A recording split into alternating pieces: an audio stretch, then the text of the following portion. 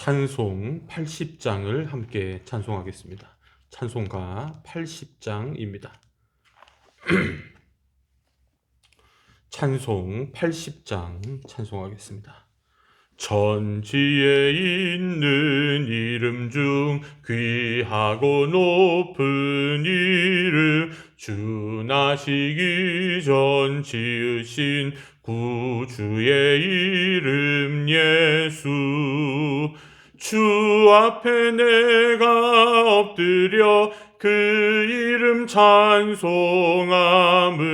내 귀에 들린 말씀 중 귀하신 이름 예수. 주 십자가에 달릴 때 명패에 쓰인 대로 저 유대인의 왕이요 곧 우리 왕이시라. 주 앞에 내가 엎드려 그 이름 찬송함은 내 귀에 들린 말씀 중 귀하신 이름 예수. 지금도 살아 계셔서 언제나 하시는 일, 나 같은 죄인 부르사 참 소망 주시도다. 주 앞에 내가 엎드려 그 이름 찬송함은 내 귀에 들린 말씀 중 귀하신 이름 예수. 주 예수께서 영원히 어제나 오늘이나 그 이름으로 우리에게 참 복을 내리신다. 주 앞에 내가 엎드려 그 이름 찬송함은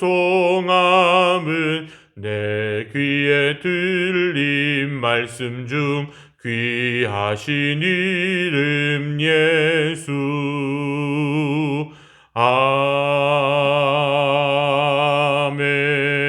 아멘. 사도신경으로 우리의 신앙을 함께 고백합니다. 나는 전능하신 아버지 하나님, 천지의 창조주를 믿습니다. 나는 그의 유일하신 아들 우리 주 예수 그리스도를 믿습니다.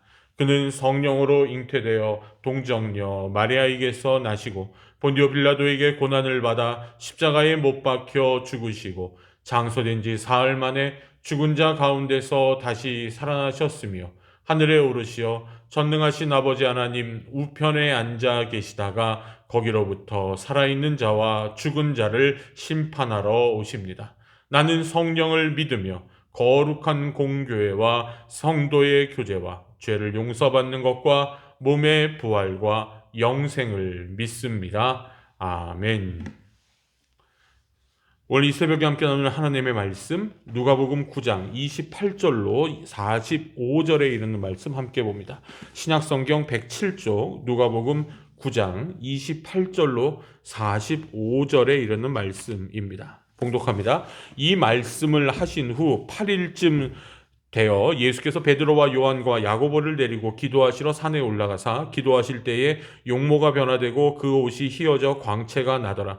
문득 두 사람이 예수와 함께 말하니 이는 모세와 엘리야라. 영광 중에 나타나서 장차 예수께서 예루살렘에서 별세하실 것을 말할세 베드로와 및 함께 있는 자들이 깊이 졸다가 온전히 깨어나 예수의 영광과 및 함께 선 두 사람을 보더니 두 사람이 떠날 때에 베드로가 예수께 여짜오되 주여 우리가 여기 있는 것이 좋사오니 우리가 초막 셋을 짓되 하나는 주를 위하여 하나는 모세를 위하여 하나는 엘리야를 위하여 하사이다 하되 자기가 하는 말을 자기도 알지 못하더라. 이 말을 할 즈음에 구름이 와서 그들을 덮는지라.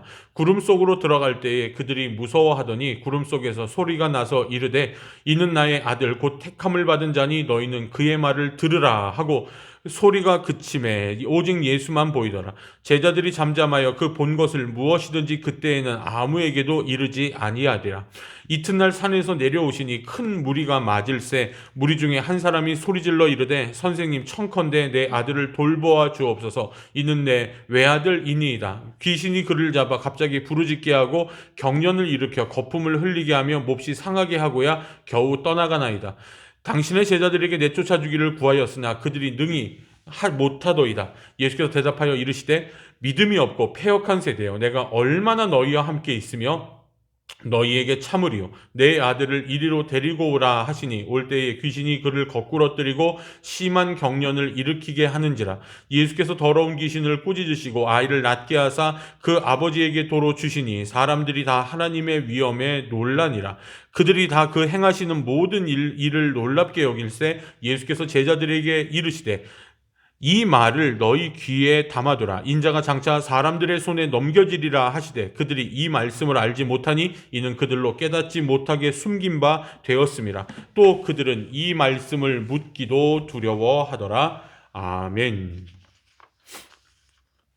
할렐루야. 오늘 하루도 주님과 함께 동행하는 복된 하루 되시기를 예수님의 이름으로 축복합니다. 또한 새벽을 깨우며 귀하고 복된 하루의 첫 시간을 하나님 앞에 드리는 사랑하는 모든 성도 여러분께 하나님의 크신 은총이 함께 하시기를 간절히 축원합니다.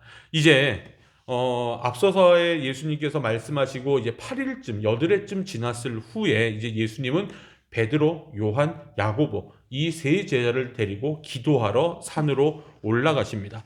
앞서서 사건에서 이제 계속 성경의 기록을 보면 예수님께서 이 세 제자만 따로 데리고 갈 때에 항상 특별한 무슨 일이 일어나고는 했죠. 예수님은 그 산에서 밤을 새워서 기도하십니다. 기도하던 중에 그분의 모습이 변화하고, 그래서 우리가 흔히 이 사건을 변화산 사건이라고 부르기도 합니다.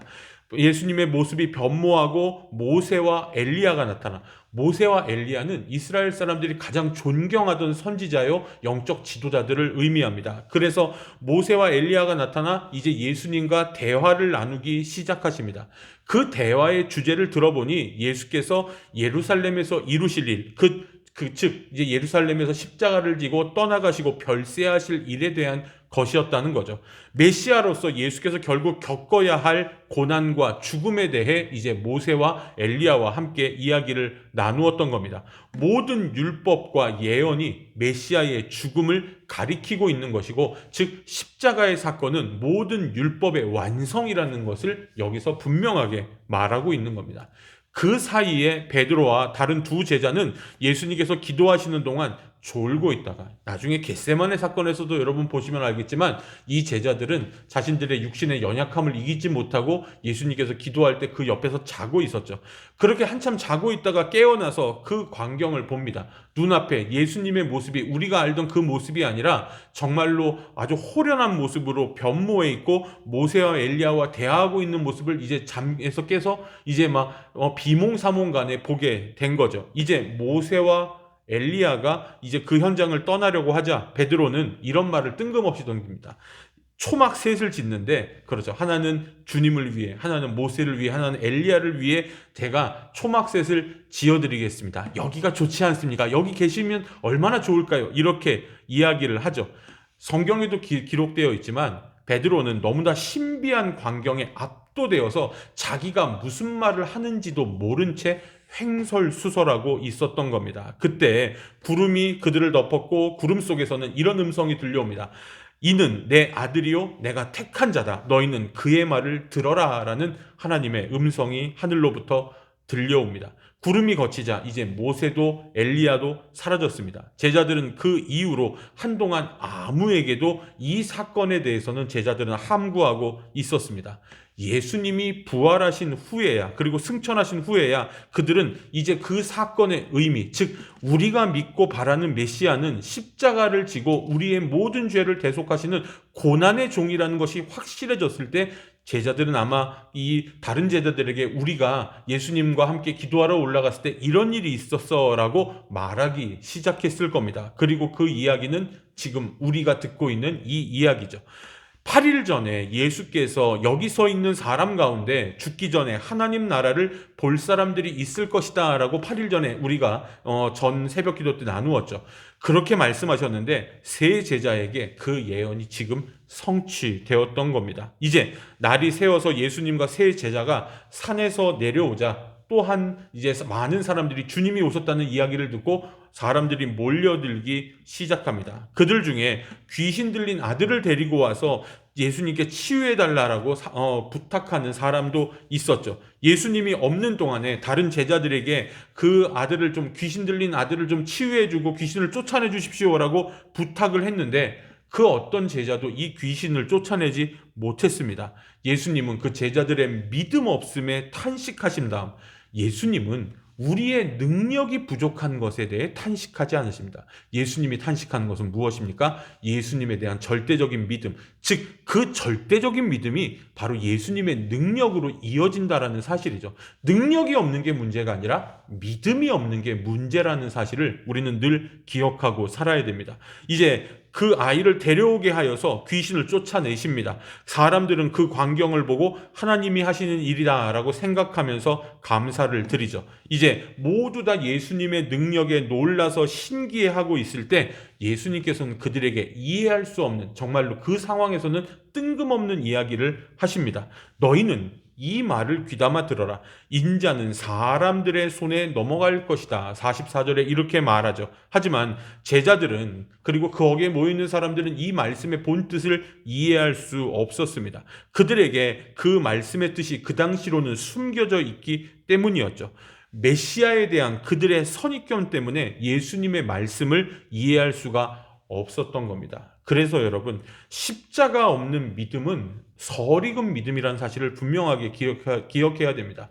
우리의 믿음이 완성되고 우리의 믿음이 성숙하려면 저 십자가를 인정하고 저 십자가의 길을 따라가는 믿음이 있어야 그것이 온전한 믿음이다라고 말할 수 있는 겁니다. 이제 제자들은 예수님께서 그렇게 말할 때 그 말씀의 의미에 대해 묻기조차 두려워했습니다. 그들이 직감하건대 이제 뭔가 불길한 것이 앞으로 닥치겠구나라는 것을 그들은 직감적으로 느끼고 있었던 거죠. 사랑하는 여러분, 하나님이 구원자로 보내신 이 메시아가 고난을 받고 죽임을 당해야 된다는 사실은 인간적인 생각과 인간적인 사고방식에는 너무나 낯설고 너무나도 어리석어 보입니다. 그래서 바울 사도는 고린도전서 1장 23절에 이렇게 말하죠.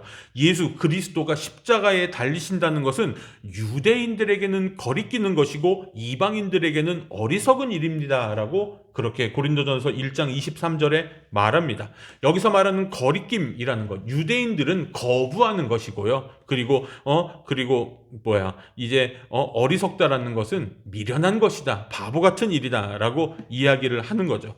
신적인 구원자가, 절대적인 능력을 가진 구원자가 인간에게 무력하게 죽임을 당해야 한다는 말은 인간의 프레임으로 생각하면, 인간의 틀 안에서 생각해 본다면 그것은 참으로 어불성설의 일입니다. 그래서 여러분, 십자가의 복음이라는 것은 사실 누구에게나 어렵습니다. 우리의 인간의 생각을 완전히 깨뜨려 버린다는 것이 이 십자가의 복음의 정설이죠.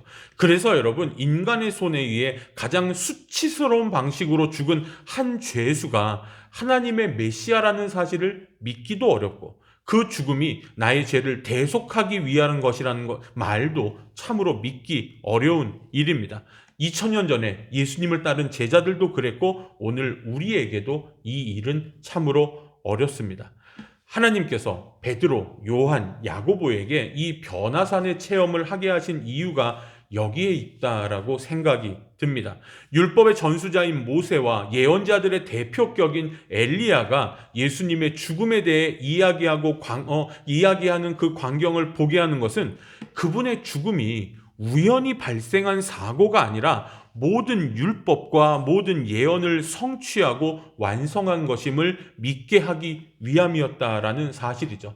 그 광경이 너무나 황홀하고 너무나 충격적이어서 예수님이 십자가를 지고 가시기 전까지는, 그렇죠, 거기서 들었을 거 아니에요. 모세나 엘리야와 이제 주님 메시아께서 십자가를 지고 가셔야 되는데 막 이렇게 셋이서 대화를 하고 있지 않았겠습니까? 그런데 그렇게 대화를 할 때 제자들이 들을 때 뭐? 메시아가 죽는다고? 메시아가 십자가를 진다고? 에이, 그게 말이 돼? 어쩌면 제자들은 자기 생각에 맞지 않으니까 이런 거 얘기해봤자 뭐 믿기나 하겠어? 이런 게 우리의 믿음에 차지도 않는데 그래서 그들은 얘기를 하지 않았을지도 모르겠습니다. 그래서 그들은 자신의 프레임대로 그냥 예수님을 믿었죠. 그들의 관심은 뭐였어요? 예수님께서 자기가 생각하는 이 땅의 왕이 되면, 이 땅의 제국을 이룰, 다윗의 왕국보다 더 큰 나라를 이루실 그 메시아가 된다면 예수님의 오른편과 왼편에 누가 오른팔이 되고 왼팔이 되고, 그게 그들의 현상에서는 그게 훨씬 중요한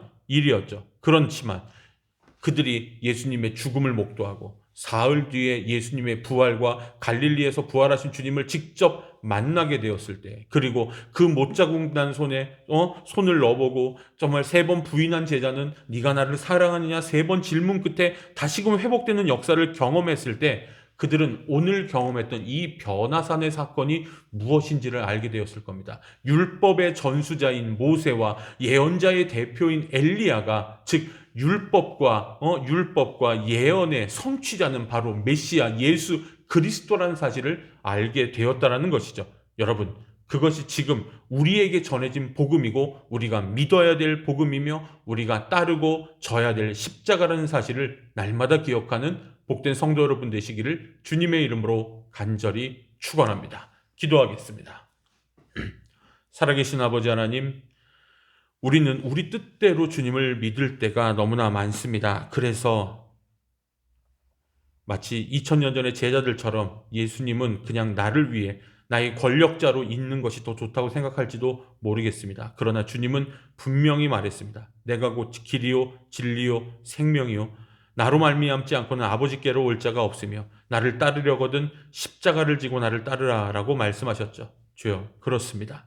우리에게 전해진 복음이 그것입니다. 십자가를 지고 주님을 따르는 길, 우리의 아버지들과 어머니들과 자녀들이 이 복된 길을 따르게 하여 주시고 그것이 우리에게 전해진 복음이오니 그것을 전하며 살아가도록 축복하여 주옵소서. 하나님, 그 복음이 전해질 때 병으로 인해 고생하는 성도들, 육신의 질병과 마음의 고통으로 고생하는 모든 성도들에게 치유와 은혜를 베풀어 주시옵소서. 저들의 삶 가운데 하나님의 놀라운 은혜와 사랑으로 함께하여 주시옵소서. 주님을 믿지 않는 사랑하는 가족들에게 복음이 증거되고 저들이 예수 그리스도를 구주로 영접하여 구원받게 하여 주옵소서. 멀리 타국에 떨어진 우리의 형제자매 가족들, 그들의 자녀들을 지키시고 보호하여 주시고 삶의 현장에서 힘쓰고 애쓰고 살아갈 모든 성도들의 수고와 모든 하나님 것들을 지켜주옵소서. 오늘부터 이루어지는 모든 수련회 가운데 우리 중등부 학생들이 큰 은혜 받고 저들이 변화받는 놀라운 기적의 역사들이 일어나게 하여 주시고 저들이 복음을 위해 주님을 위해 평생을 살아가도록 저들의 마음을 만져주시고 인도하여 주시옵소서. 우리 교회가 부흥케 하여 주시옵소서. 이제 이전 준비, 하나님, 이제 샘물교회에서 세상의 아름다운 빛교회로 시작합니다. 우리 빛교회가 하나님 세상에 주님의 빛을 증거하는 귀하고 복된 교회 될 수 있도록 인도하여 주시고 사랑하는 모든 성도들이 예수의 빛으로 밝게 빛나도록 축복하여 주옵소서. 어두운 이 나라 가운데 모든 혼란이 잠재워지게 하여 주옵소서. 모든 갈등과 분열이 하나님 속히 예수님의 치유하심으로 아물고 봉합되게 하여 주시옵소서. 고통받는 모든 이들 위해 하나님의 긍휼과 자비를 베풀어 주옵소서. 주님의 사역자들, 사랑하는 동기들, 또한 전 세계 가운데 복음의 수고를 아끼지 아니하는 선교사님들을 기억하여 주시옵소서. 함께하여 주심을 믿고 감사드리며 예수님의 이름으로 간절히 기도하옵나이다. 아멘. 하늘에 계신 우리 아버지여, 이름이 거룩히 여김을 받으시오며 나라가 임하시오며 뜻이 하늘에서 이루어진 것 같이 땅에서도 이루어지이다. 오늘 우리에게 일용할 양식을 주시옵고 우리가 우리에게 죄 지은 자를 사하여 준 것 같이 우리 죄를 사하여 주시옵고 우리를 시험에 들게 하지 마시옵고 다만 악에서 구하시옵소서. 나라와 권세와 영광이 아버지께 영원히 있사옵나이다. 아멘. 오늘 하루도 주 안에서 복된 하루 되시기를 바랍니다. 감사합니다.